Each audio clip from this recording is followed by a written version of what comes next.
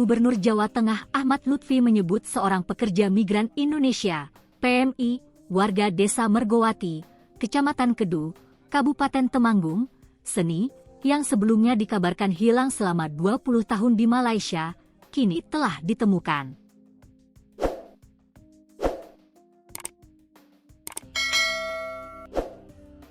Lutfi mengaku telah menghubungi Kedutaan Besar Indonesia untuk Malaysia untuk memastikan kondisi kesehatan dan perlindungan keamanan Seni. Saya sudah komunikasi dan koordinasi dengan Dubes. Saya cek, pendampingan hukum sudah diberikan untuk Bu Seni. Sekarang dalam perlindungan kedutaan, kata Lutfi dalam keterangan tertulis, Rabu, 26 November 2025. Berdasarkan hasil komunikasi, yang bersangkutan dalam kondisi aman, sehat, dan dalam pengawasan kedutaan. Untuk itu, ia berharap agar keluarga menjadi lebih tenang. Pemprov Jawa Tengah akan mengupayakan pemulangannya secara cepat, berikut berkoordinasi dengan Kementerian Perlindungan Pekerja Migran Indonesia, lanjutnya. Dubes Indonesia untuk Malaysia, Indra Hermono, mengatakan, saat ini Seni masih dalam pemeriksaan kepolisian di Raja Malaysia.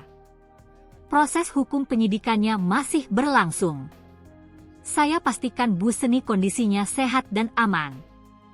Hanya saja, proses hukum penyidikan polisi Malaysia ini harus dilalui, sehingga pihak keluarga dimohon bersabar, ujar Indra. Ricky Alfian, anak dari Seni, mengaku lega dan senang mendengar kabar keselamatan ibunya.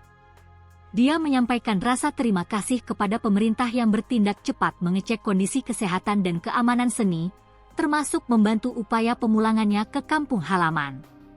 Saya terima kasih kepada seluruh pihak, pemerintah, Kedutaan Besar, Pak Gubernur Ahmad Lutfi, dan Pak Bupati Temanggung, yang saat ini ibu saya diketahui dalam kondisi selamat, sehat, dan aman, termasuk langkah upaya memulangkan ibu saya, kata Ricky di rumahnya.